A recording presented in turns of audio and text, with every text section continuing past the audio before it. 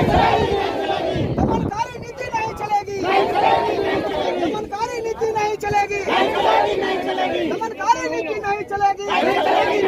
शिक्षा विभाग होश में आओ, नीतीश कुमार होश में आओ, बेरोजगारी पार्टी होश में आओ, बेरोजगारी पार्टी होश में आओ।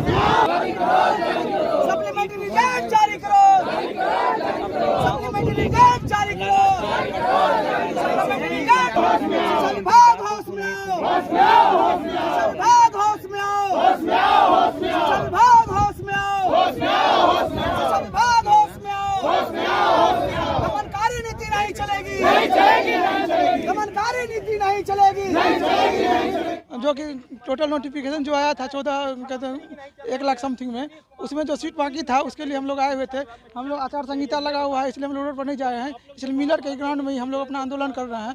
कहना ये है कि हम लोग जो जायज़ विद्यार्थी हैं, हम लोग का जो जायज़ मांग है, उस मांग को नहीं माना जा रहा है बिहार सरकार के द्वारा। हमारे मुंह की रोटी छीनकर जो है भंडारा किया जा रहा है, चुनावी बहाली जो दी जा रही है वो बंद करे सरकार, और हम लोगों को क्या कहते हैं वो हमारा जो हक है हमारी रोजी रोटी पर वो हमें दे।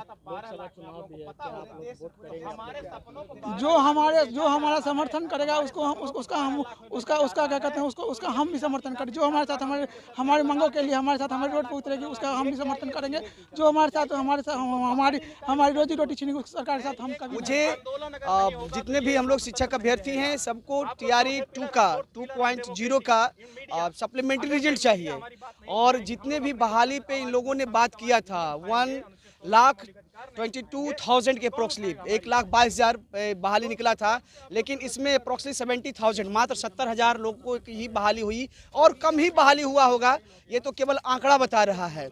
और जो बाकी सीट खाली है तो सरकार को चाहिए या शिक्षा विभाग को चाहिए कि वो पूरे सीट को भर ले, तब अगला वैकेंसी निकाले। लेकिन यहाँ पे ये क्या चल रहा है, पैसा कमाने का एक तरीका चल रहा है, या कहिए कंपटीशन चल रहा है कि जब नीतीश कुमार जी पलट करके आए तो बीजेपी को लगा कि 50,000 के लगभग उसका सीट खाली है और कुछ झूठा मूठा जोड़ जाड़ करके एक TRE 3 निकाल दें।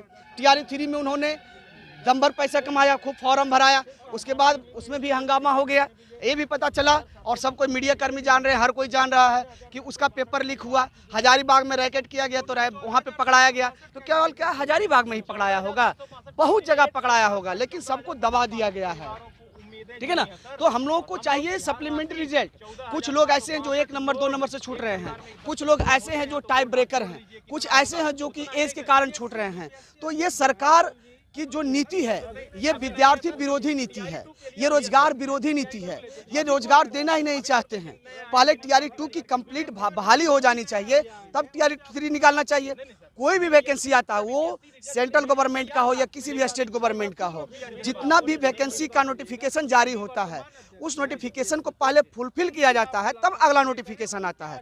लेकिन बिहार में कंपटीशन नोटिफिकेशन चल रहा है। जैसे सरकार बदला तो अलग नोटिफिकेशन आ गया कि उसका सीट बचा हुआ उसको TRE 3 में जोड़ दो, जो कि अच्छी बात नहीं है। ये बहुत गलत नीति है सरकार की, और ये विद्यार्थियों को कुचलने की नीति है, विद्यार्थियों को प्रोग्रेस करने की नीति नहीं है। ये लोग चाहते हैं कि बिहार का लोग अशिक्षित हो, बिहार के लोगों में शिक्षा का अलख ना जगे। अब सोच सकते हैं कि भारत में 18% एजुकेशन टैक्स लग रहा है, जो कि इंग्लैंड जैसे जहाँ पे हार्वर्ड वगैरह यूनिवर्सिटी वहाँ नहीं लगता है। बताइए इतना टैक्स देकर के विद्यार्थी कहाँ से पढ़ पाएगा, नहीं पढ़ पाएगा। और ऐसा हो रहा है बिहार में कि 18 लाख लाओ, 12 लाख लाओ, 20 लाख रुपया लाओ, तब आपको शिक्षा का नौकरी मिलेगा। तो बिहार सरकार सीधे बोल दे, शिक्षा विभाग बोल दे पैसा लाओ नौकरी पाओ, पैसा लाओ रोजगार पाओ। आप बताइए कि कौन सी नीति ऐसी है, ये तो गलत नीति है। हम लोगों का अधिकार है मांगने का, और सरकार को चाहिए कि जो घर का व्यक्ति है जो मांग रहा है उसका डिमांड जो भी है और जायज डिमांड है उस डिमांड को फुलफिल किया जाए। अगर सरकार नहीं देगी तो आगे प्रोटेस्ट जारी रहेगा।